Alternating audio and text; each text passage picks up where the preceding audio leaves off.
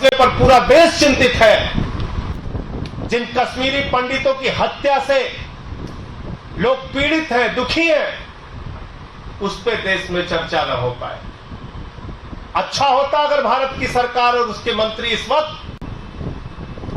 Cabinet की meeting करके यह योजना बना रहे होते कि आतंकवादियों का सफाया कैसे करना है, यह योजना बना रहे होते कि कश्मीरी पंडितों को सुरक्षा कैसे देनी है, यह योजना बना रहे होते कि कश्मीरी पंडितों की जान कैसे बचानी है।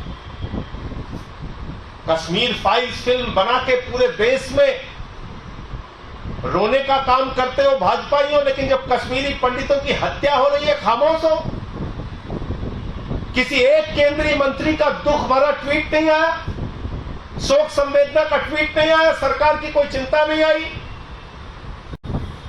आज कश्मीरी पंडितों की हत्या, कश्मीरी पंडितों की सुरक्षा, कश्मीरी पंडितों के साथ हो रही आतंकवादी घटनाएं, यह पूरे देश के लिए चिंता का विषय है।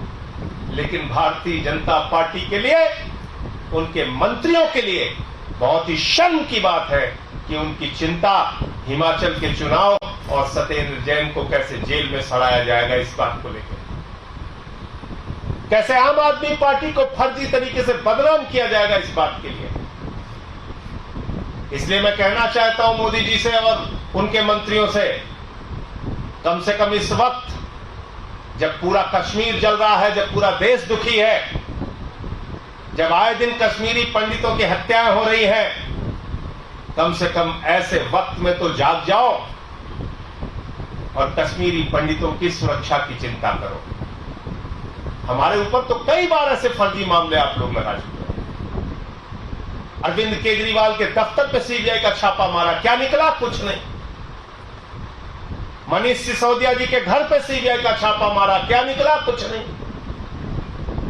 34 विधायकों को पकड़ के जेल में डाला, कोर्ट ने उनको बरी कर दिया, क्या निकला? कुछ नहीं। और इस मामले में भी जैसे 400 से ज्यादा मामलों की मोदी जी ने जांच कराई और अरविंद केजरीवाल जी को क्लीन चिट दे दिया, कह दिया केजरीवाल साहब आपके खिलाफ कोई भ्रष्टाचार का मामला नहीं। मोदी जी क्लीन चिट देंगे सत्येंद्र जैन को, मोदी जी क्लीन चिट देंगे, उन्हीं की जांच एजेंसी बताएगी कि सत्येंद्र जैन के मामले में भी कुछ नहीं मिला, कोई कंपनी नहीं, कोई जमीन नहीं, सारी फर्जी बातें, सारी झूठी और निराधार बातें, जिन कंपनियों से उनका कोई लेना देना नहीं, तमाम ऐसी बातें जो जिन कंपनियों को पहले छोड़ चुके हैं, ये तमाम मुद्दे आप उठा रहे। और मुझे तो कई बार हंसी आती है भाजपाइयों के ऊपर।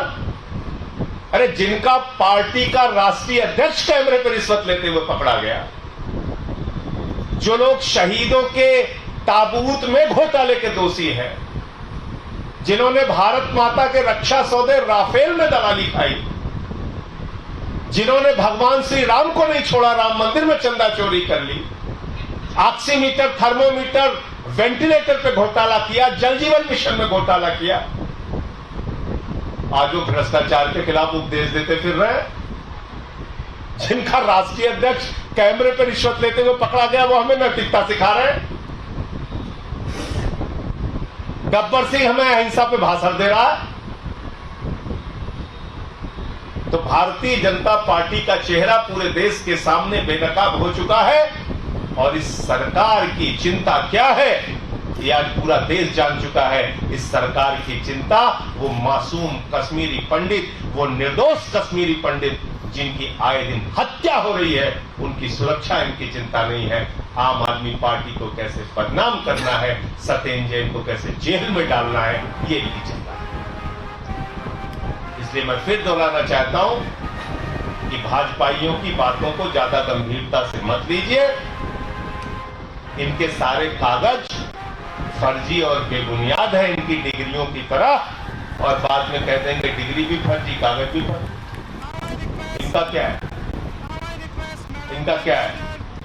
इसलिए मैं सिर्फ इतना कहना चाहता हूं कि सत्येंद्र जैन इस पूरे मामले में, एक झूठे निराधार मामले में फिर से बाहर निकल कर आएंगे और आप देखिएगा कि जैसे सीबीआई ने एक मामला उन पे दर्ज किया था, 5 साल तक उनको बदनाम किया गया, उनके परिवार को बदनाम किया गया, उनके घर पे छापे मारे गए और 5 साल के बाद सीबीआई ने कह दिया अरे हमें तो कुछ मिला ही नहीं,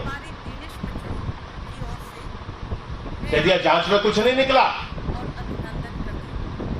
तो सीबीआई 5 साल की जांच के बाद कहती है हमें कुछ नहीं मिला, ईडी 8 साल के बाद कहती है हिमाचल का चुनाव आ गया हमें गिरफ्तार करना है, मंत्री जी कहती हैं कश्मीरी पंडितों पे हमें चर्चा नहीं करनी, उनके दुख से हमें कोई मतलब नहीं, उनकी हत्या से हमें कोई मतलब नहीं, उनकी सुरक्षा से हमें कोई मतलब नहीं, हमें सतेहन जैन पे प्रेस कॉन्फ्रेंस करनी है।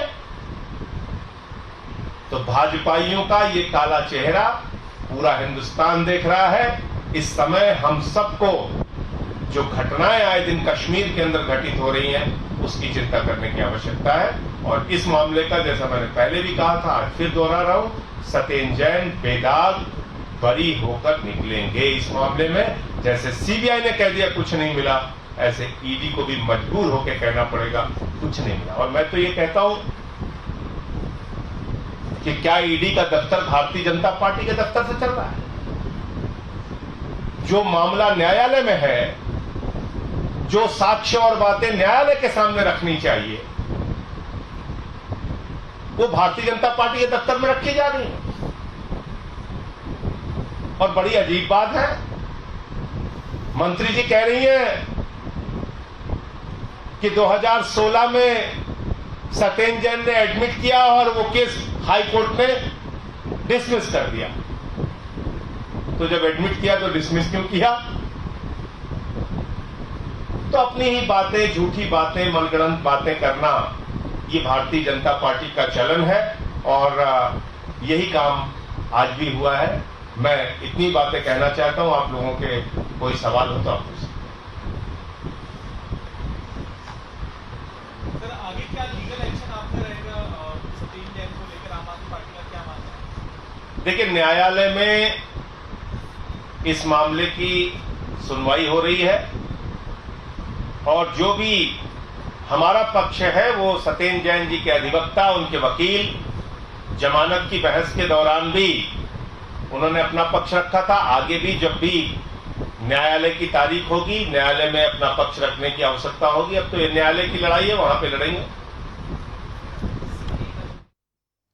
तो स्मृति ईरानी के आरोपों का जवाब देते हुए आप नेता संजय सिंह ने प्रेस कॉन्फ्रेंस की। इस दौरान उन्होंने कहा कि बीजेपी को हिमाचल चुनाव और सतेंद्र जैन की पड़ी है और उन्होंने कहा कि हिमाचल पर कश्मीरी पंडितों के साथ हो रहा अत्याचार आज चिंता का विषय बना हुआ है। तो बड़ी जानकारी आपको बता दें कि आप नेता संजय सिंह ने प्रेस कॉन्फ्रेंस की और इस दौरान उन्होंने कहा कि बीजेपी की बातों को ज्यादा सीरियसली ना ले।